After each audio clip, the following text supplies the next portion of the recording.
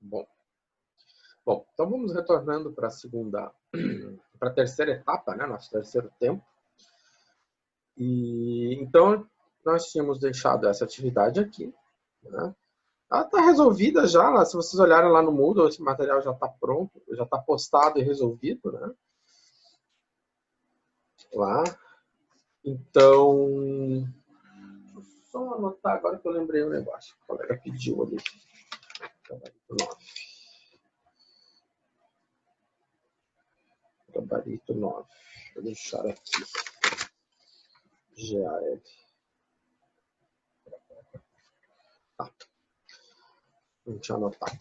Então, ele já está lá postado lá no Moodle, esse material. Mas vamos debater isso agora junto. Tá. Então, olha só. Então, você tem dois vetores, um vetor U, um vetor V, e ele pede para calcular o valor de A, uma incógnita, né? Para que o paralelogramo formado pelos vetores U e V tenha área igual à raiz de 62. Tá. Então, esse paralelogramo ele é formado por esses dois vetores. E se esse paralelogramo é formado por esses dois vetores, o que nós sabemos? Que a área desse paralelogramo vai ser U vezes V, vai ser um módulo de U vezes V. Né? Então, o que nós temos que fazer é calcular U vezes V. Então, vamos lá. O U, primeira linha. O V é a segunda linha. Né? E aí, então, a gente faz o produto vetorial. Né? Vamos ver o que acontece. Se eu botar aqui o produto vetorial, o que nós temos? Então, olhando para cá, né? Vamos ver se a gente fez certo. Então, mantenho a primeira, seguro a primeira linha, ficou 1 menos 1 e A. Mantenho a segunda coluna, 2 e 1 menos 1 e A. E na terceira, e seguro a terceira coluna, ficou 2, 1, 1 e menos 1. Ok. Então, feito essas sequências determinantes, nós vamos ter, então, o seguinte, vamos fazer os determinantes, né? Então, ficou A menos 1, 2A mais 1, né? Com o sinalzinho de menos aqui na frente, e menos 2, menos 1, né? Então, ficou menos 3. Tá. Então, esse aqui é o meu produto vetorial. Né? E o problema está falando em área. Então, para eu ter a área, eu preciso ter um módulo desse vetor. Então, tá. Então, eu vou pegar menos, ou melhor, vou pegar A menos 1 ao quadrado. Tá? Vou pegar o menos A ao quadrado mais 1 elevar ao quadrado. Ah, professor, mas o que aconteceu com o sinal de menos? Então, se eu pegar tudo isso aqui e elevar ao quadrado, eu poderia ter escrito mais, né, ter escrito de forma mais explícita, né? Não tão resumido. Né? Então, aqui, né, é como se eu tivesse escrito isso, né, considerando o sinal de menos. Só que menos elevado ao quadrado vai ser mais, então não precisaria, não preciso deixar isso tão explícito, né? Mas eu aqui acabei explicitando porque eu sei que no coraçãozinho de alguém essa dúvida surgiu. Então, menos 3 ao quadrado, né? E aí vai surgir uma técnica, né? Que é o produto notável, né? Então, o produto notável, ele surge aqui. Então, vamos lá. Esse produto, isso aqui, vem disso aqui, né? Como é que a gente calcula o produto notável? Então, a regra do produto notável é A mais B elevado ao quadrado. Então, A ao quadrado mais 2 vezes A vezes B mais B ao quadrado. Ok. Então, A ao quadrado, né? A ao quadrado, mais 2 vezes A vezes B. Quanto é que vale B? O B vale menos 1, né? Mais B ao quadrado. Então, ficou quanto? 2 vezes A vezes menos 1. Isso aqui ficou menos 2A. Menos 1 ao quadrado, isso aqui dá mais 1. Ok. Agora vamos para o outro lado. Como é que ficou aqui? Então, usando a mesma regra do produto notável, né? Então, vai ficar... Agora, no lugar do A, eu tenho 2A. Então, ficou quanto? 2A elevado ao quadrado mais 2 vezes 2A vezes 1 mais 1 ao quadrado. Ok. Quanto é que é 2A ao quadrado? 4A ao quadrado. Mais, quanto é 2 vezes 2? 4. 4 vezes A, vezes 1, né? Ficou 4A, né? Então, eu tenho 2 vezes 2 vezes 1, 2 vezes A, 4A. Mais 1, né? Então, esse produto notável aqui corresponde a isso aqui. Então, temos isso aqui. Tem que desenvolver, tem que botar a mão na massa. Tem que fazer conta, gente. Não tem como fugir disso. Tá? Então, vamos lá. Bom. Então, pegando o que nós temos ali, né? Essa situação aqui. Então, nós calculamos o módulo e obtivemos essa expressão com essa raiz horrorosa, né? Então, vamos juntar o que tem lá dentro dentro dessa raiz, né? Por enquanto, a gente não sabe o que fazer com essa raiz, mas vamos juntar o que tem dentro da raiz, né? Então, eu tenho um A aqui e eu tenho A ao quadrado aqui e eu tenho 4A ao quadrado. Então, eu só posso somar A ao quadrado com A ao quadrado, né? Então, ficou com 5A ao quadrado. Aqui eu tenho menos 2A e aqui eu tenho mais 4A. Então, menos 2A com mais 4A vai ficar 2A. Lembrando, é só quem tem a mesma potência, é semelhante, né? A ao quadrado não é semelhante a A. Aquele vídeo que tu publicou teve 400 e... Então, agora eu tenho 1 e 1, 2, 2 e 9, 11, né? Então, aí temos este com este e este. Ficou isso aqui. Tá. Até agora a gente só mexeu com o que tem dentro da raiz, mas a gente não encarou essa raiz ainda, né? Então, a gente tem que encarar essa raiz, tem que saber mexer nela. Então, como eu sei que isto corresponde à área, e a área é raiz de 62, então no lugar do módulo de U vezes V, eu vou colocar a raiz de 62. Então, eu ainda não sei o que eu vou fazer com a raiz, mas no lugar da área, né, no lugar do módulo de U vezes V, né, eu sei que a área é raiz de 62, vou escrever raiz de 62. Ok. E botei aquela equação ali. Né? Raiz de 62 é igual a raiz de... E aí, então, a gente vai olhar para aquilo e vai filosofar, vai pensar o que a gente pode fazer. O que dá para fazer? Né? Eu tenho essa raiz, eu tenho a raiz de um quadradinho é igual a raiz de um triângulo. Qual é a conclusão primeira que a gente pode tirar? Se eu tenho essa raiz é igual a essa raiz, a conclusão que a gente tira é uma só. Que o quadradinho é igual ao triângulo. Não é? Então, se eu tenho raiz de x igual a raiz de 16, quanto vale x? X só pode valer 16, né? Por quê? Porque se eu botar 16 no lugar do x, eu vou ter raiz de 16 igual a raiz de 16. Simples assim. Então, dessa simplicidade tão básica, eu vou concluir o quê? Que 62 é igual a 5A mais 2A mais 11. Ah, professor, mas lá na outra disciplina você disse que tem que elevar ao quadrado, porque daí também dá para fazer isso também. Caminhos existem vários, mas eu estou mostrando aqui para você como dá para resolver as coisas de uma forma lógica.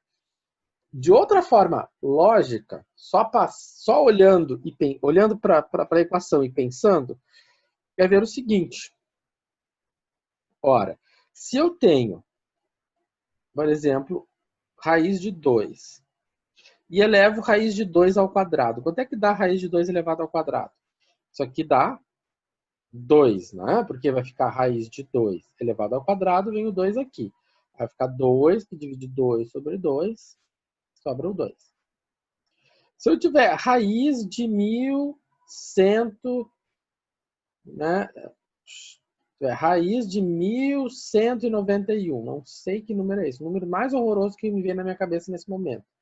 E elevar ao quadrado, quanto é que vai ficar? 1191. Então, se eu tiver raiz de um quadradinho elevado ao quadrado, vai sobrar o quadradinho. Muito bom. Então, o que acontece? Se eu elevar os dois lados ao quadrado, aqui elevo ao quadrado. Então, tudo que eu faço do lado direito tem que fazer do lado esquerdo, porque se eu não faço igual, eu vou desbalancear a igualdade. Igualdade quer dizer que o que eu faço do lado direito, eu faço do lado esquerdo. Então, eu vou fazer do lado esquerdo também, do lado direito também. Ok? O que acontece? As raízes, elas vão ser canceladas, né? Porque se eu fizer raiz de 62 elevado ao quadrado, isso aqui dá 62. E se eu fizer raiz de todo esse negócio elevado ao quadrado, sobra todo esse negócio. Muito bom. Então tá. Então vimos as duas maneiras de nós encararmos isso, né? De uma forma lógica. Então, agora eu tenho essa equação. O que a gente faz com essa equação? Resolve. Então, eu tenho A ao quadrado, eu tenho um A e eu tenho uma parcela que não tem ninguém. Então tá. Então a gente passa esse 62, né, para o meu lado direito, e aí ficou 5A ao quadrado mais 2A mais 11 menos 62, né? Ele era positivo, passa negativo. E aí, então, ficou 5A ao quadrado mais 2A menos 51 igual a zero. Isso aqui é uma equação de segundo grau, né? Então, por uma equação de segundo grau, nós sabemos resolver usando a fórmula de resolução. Pois bem, então ficou menos 2 mais 2 ao quadrado, menos 4 vezes 5 vezes menos 51. Então, lá dentro da raiz ficou 1024. 1024 tem raiz, e essa raiz é 32, né? Então, menos 2 mais 32, ou menos 2 menos 32. E aí chegamos à seguinte situação. O A vai valer ou 3, ou o A vale menos 3,4. Certo? Como o A ele é uma coordenada, né? Como o A ele é uma coordenada, vamos voltar lá. Quem é o A? Como o A ele é uma coordenada, ele pode ser um número negativo, né? Ou seja, o A pode ser um número negativo, ter uma coordenada, né? Então ele pode ser um valor negativo, certo? Então, aquele valor negativo pode. Essa questão, quando a gente termina um problema, e isso é uma regra, né? Aluno adora quando eu digo regra, porque daí parece que eu estou formalizando, estou falando do Código de Direito Penal, né? Tem uma regra. Mas assim se costuma. Terminou-se um problema, qualquer problema que você fez, pode ser problema de, sei lá, mecânica dos fluidos. Quando você termina um problema, você olha para o enunciado do problema. Você não sai correndo. Ah, A igual a 3, sai correndo. Não. Né? Isso é um costume de aluno. O aluno achou 13 e vai embora, nem olha para trás. Né? Olha para para o enunciado do problema, ver, o A é uma coordenada, pode ser negativo? Pode. Então tá. Esse voltar no enunciado do problema, ver o que você calculou com o enunciado do problema, vai evitar você de vai fazer esse balanço e pode dizer, ó, isso aqui não te diz nada. Tá? Nesse caso, diz alguma coisa. Não, é uma coordenada. Pode ser essa coisa? Pode. Né? Quer fazer a prova? Bom, coloca 3 no lugar do A, né? Coloca 3 no lugar do A e tem que fechar 62. E vai fechar. Tá? Bom. Ou coloca menos 3,4 no lugar do A, tem que fechar 62. Tá. Bom. Então tá. Então agora nós vamos uma outra situação. Nós vamos ter 3 pontos. Tá? Esses pontos aqui, eles são vértices de um triângulo. E esse aqui é um triângulo no espaço, né? Um espaço tridimensional. Eu fui lá e fiz um triângulo da minha cabeça. E aí, ele pede 2 coisas. A área do triângulo e ele pede a altura relativa do vértice C. Bom, a gente leu o enunciado e diz assim, tá, a área talvez, a letra B não faça a mínima ideia. Bom, vamos resolvendo e depois a gente descobre o que é. A gente não pode olhar e dizer assim, eu não sei e sair correndo. Também é outro problema de aluno. O aluno diz não sei, sai correndo, nem pensa. Tá. Então tá. Então vamos descobrir o que quer dizer, né? O que ele quer falar com área. Então, se eu estou pensando em área de triângulo, então desenho um triângulo. Não faço ideia de como é esse triângulo. Desenhei um triângulo. Né? Tá. O que eu sei? Se eu pegar esse triângulo e duplicar ele, o que é duplicar? Pegar esse lado aqui, né? Pegar esse lado aqui e replicar ele, vai formar o quê? Vai formar um paralelogramo. Né? Então, aí vem uma observação que é todo triângulo, se eu dobrar ele é metade, né, de um paralelogramo. Né? Qualquer triângulo, desenha um triângulo aí. Recorta aí, vai lá, faz 2 triângulos igual, cola, vai dar um paralelogramo. Tá? Então, qualquer triângulo. Então, um paralelogramo pode ser decomposto, né, em 2 triângulos de mesmo tamanho, de mesma área. Tá? Então, você pega 2 triângulos iguaizinhos, corta, né, e junta, cola direitinho, vai ficar um paralelogramo. E aí, esse triângulo pode ser da maneira que você quiser, da maneira mais louca. Né? Aquela maneira, eu vou fazer para fazer do contra. Vai dar. Vai dar. Tá? Então, o que a gente verifica com isso? Que a área do triângulo é o quê? Metade. Quando eu divido por 2, eu estou tomando a metade. Então, a área do triângulo é metade da área do paralelogramo. Então, esse é um fato muito importante que a gente tem que carregar. Né? Que a área do triângulo é metade da área do paralelogramo. E isso vale para a geometria do modo geral, viu, gente? Porque agora a gente vai estar trabalhando com questões onde nós temos a geometria e a gente está trazendo a geometria analítica. O conceito da geometria vale na geometria analítica. A geometria analítica é uma forma de ler a geometria. Tá? Então, da geometria, a gente sabe que a área do triângulo é metade da área do paralelogramo. Então, agora a gente vai usar a da geometria analítica para calcular essa área. Tá? Então, por exemplo, eu vou pegar esses 2 vetores aqui, o AB e o AC. Ah, professor, mas eu gosto do CB e do CA. Ok. Faça e vai chegar ao mesmo resultado. Então, eu escolhi o AC e o AB. Então, quem são esses vetores? O AB, B menos A. né? E o AC, C menos A. Então, eu tenho esses vetores, né? E esses vetores, então, vão ser a base para nós, então, calcularmos a área desse triângulo.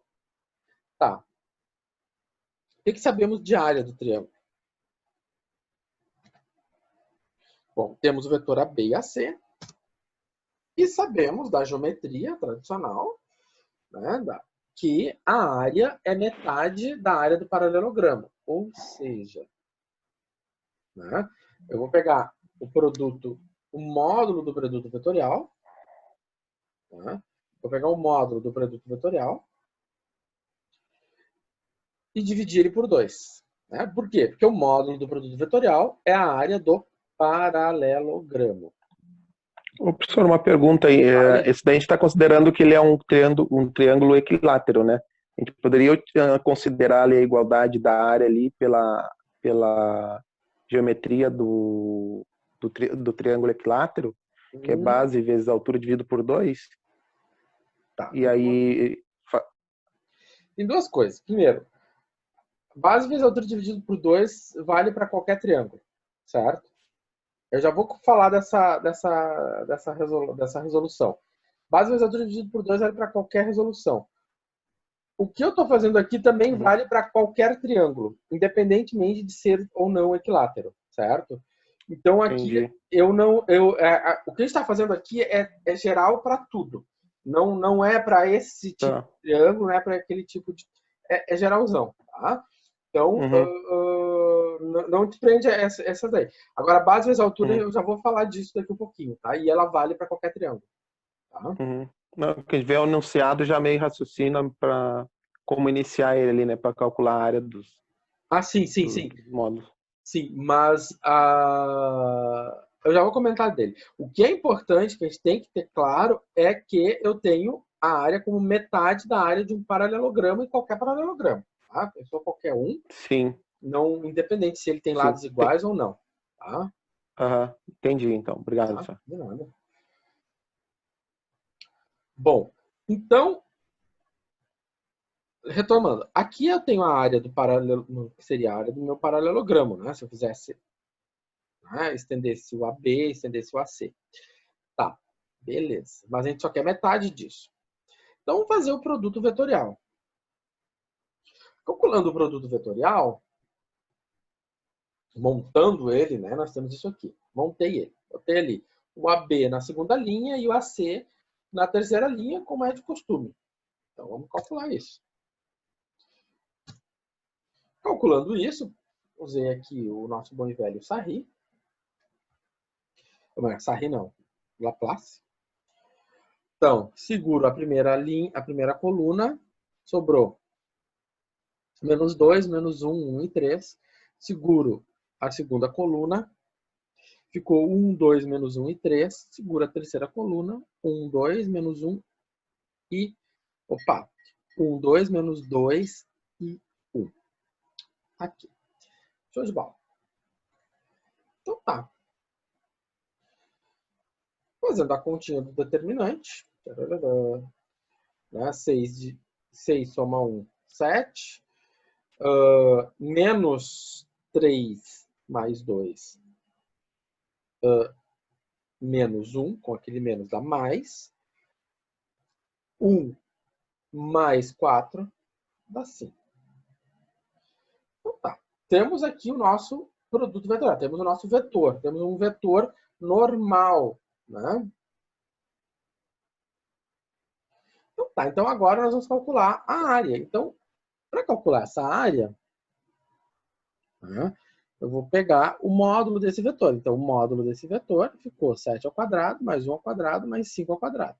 Então, 7, 49, mais 1, 50, mais 25, 75. E aí, então, chegamos a este valor. Raiz 75 sobre 2 unidades de área. Como não foi especificado uma unidade de área, tipo, isso aqui está em metros quadrados, isso aqui está em metros. Né? A minha escala é metros, ou milímetros, ou, sei lá, nanômetros. Então, a gente escreve unidades de área. Quando vocês forem trabalhar com integrais, lá em cálculo 1, por exemplo, o professor vai resolver a integral, vai dizer assim, vou calcular uma área, né? Que a integral pode não ser uma área. Mas, olha lá, vou calcular a área. Aí, calcular a área e aí vai botar lá a unidade de área. Tá? Beleza.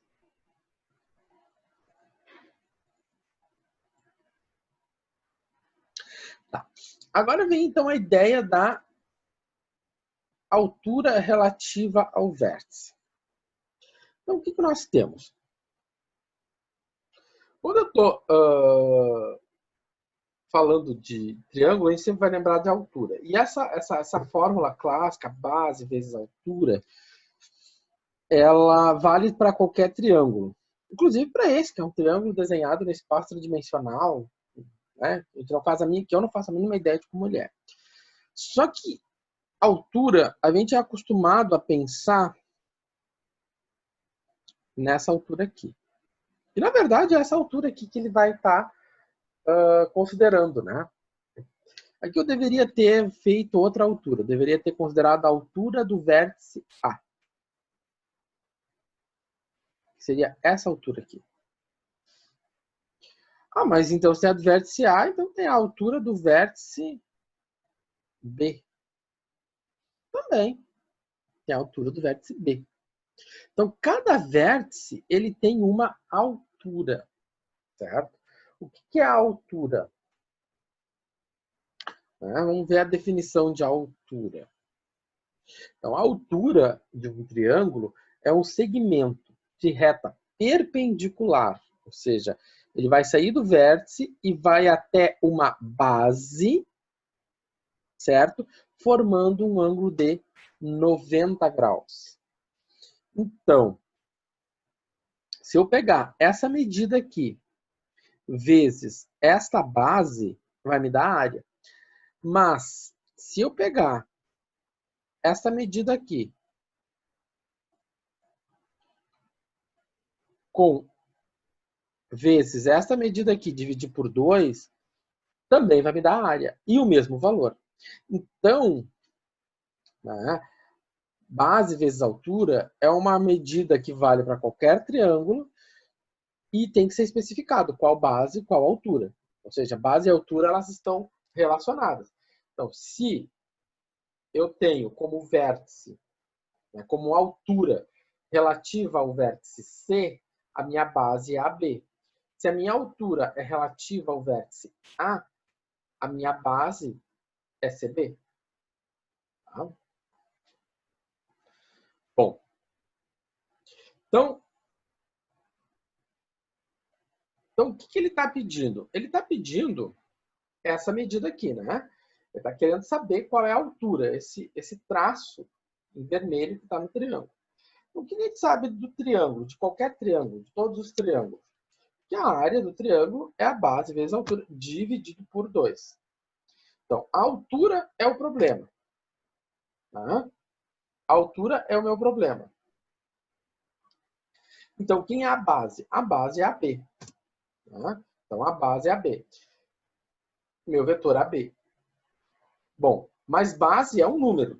Ou seja, não é um vetor. Base é número, não vetor. Então, eu vou ter que colocar no lugar da base um número. Ou seja, o módulo do vetor. Né? E o módulo do meu vetor é raiz de 6. Tá. Então, o nosso problema é quanto à altura. Queremos saber,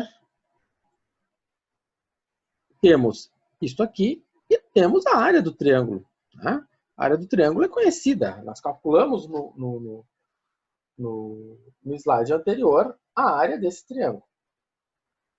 Né? Então tá. Está calculada essa área. Então, tá ali. Então, o que a gente tem que fazer agora? Colocar as coisas no seu devido lugar. A altura que eu quero saber, a base e a área eu conheço, então eu coloco as coisas no lugar. Então, no lugar da área, raiz de 5, raiz de 75 sobre 2. No lugar da base, raiz de 6. Tá? A altura é minha incógnita. bem. Então, como é que a gente resolve isso? Como é que eu isolo o H? Como é que eu chego a essa conclusão aqui, né? Como é que eu cheguei a essa conclusão desse H? Muito simples, né? Então, o raiz de 6 está multiplicando, ele passa dividindo. Então, ficou, vou botar outra cor aqui. Ficou raiz de 75, que divide 2, né? Dividido por raiz de 6. Né? Ou seja, ele passou para cá. O 2 está dividindo, ele vai passar multiplicando. Então, vai ficar vezes 2, igual a H. Agora, eu tenho o 2 que divide 2, vai ficar 1. E aí sobrou H igual a raiz de 75 dividido por raiz de 6. Então, quando eu tenho uma divisão, eu posso escrever tudo sobre a mesma raiz, tá, gente? Não preciso ficar com medo de escrever isso aqui. Quando tem multiplicação e divisão, as coisas são mais permissivas, tá? Ou seja, eu posso colocar tudo sobre a mesma raiz. Então, finalizou isso. Ah, Vitor, mas eu não gosto de raiz, eu posso trabalhar com calculadora? Pode, não tem problema nenhum. Deu 3,53. Né? Certo? Bom.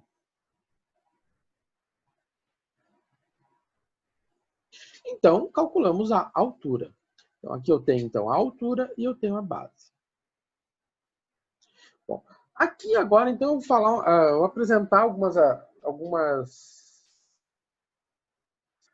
aplicações na física. Né? A física usa bastante o conceito de produto vetorial. Né? Na teoria eletromagnética, o produto vetorial aparece. Na verdade, foi da teoria eletromagnética que surge a formalização dos vetores. Né? Então, foi justamente para explicar essa relação entre campo vetorial e entre campo magnético e força magnética que surge essa ideia, e depois se verificou que ela vale para outros fenômenos, como o torque, por exemplo. Né? Então, o que acontece? Se você tem um campo magnético e você tem uma carga, né, a força que esse campo magnético exerce sobre essa carga, né, ela é definida. E essa carga ela está com uma velocidade, né? Essa carga ela viaja nesse campo magnético com uma velocidade.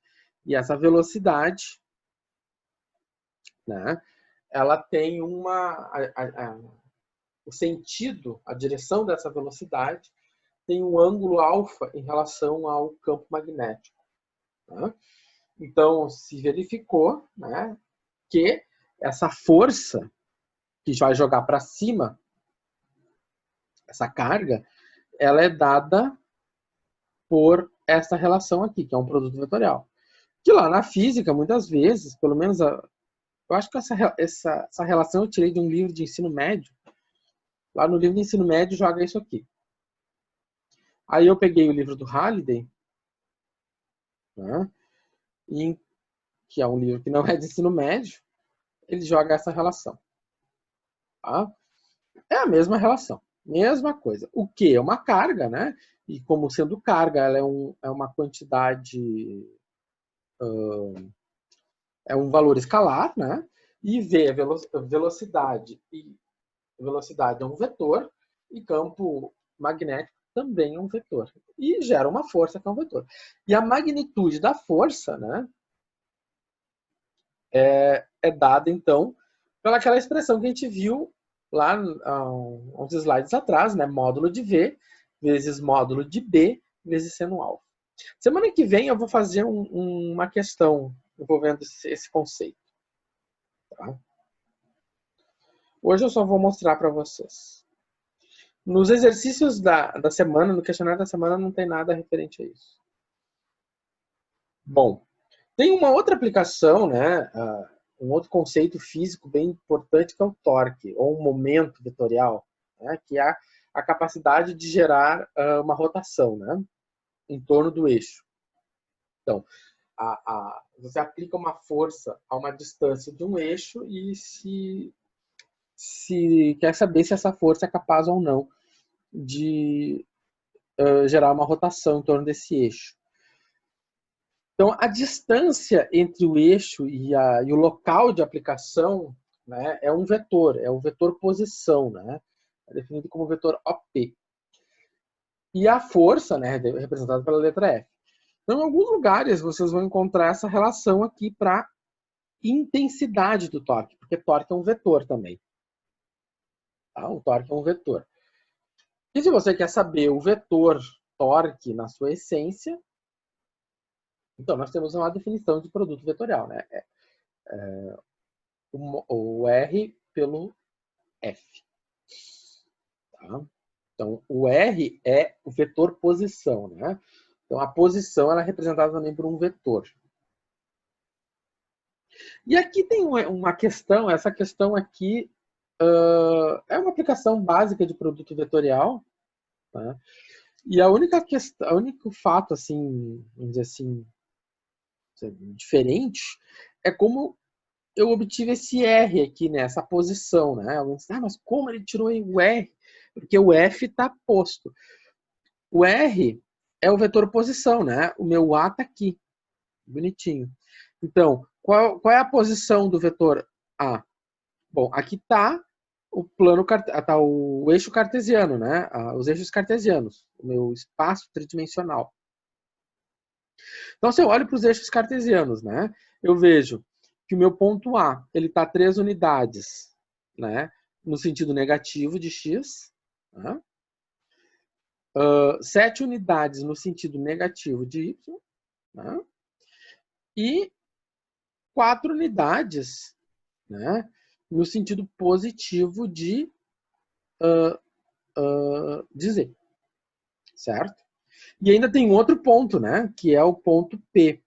Então, esse ponto P é 6i, 4j e menos 2k, né? E aí é fazer produto vetorial pura e simplesmente, certo? Sem nenhum mistério. Aqui eu só estou resolvendo o produto vetorial. Não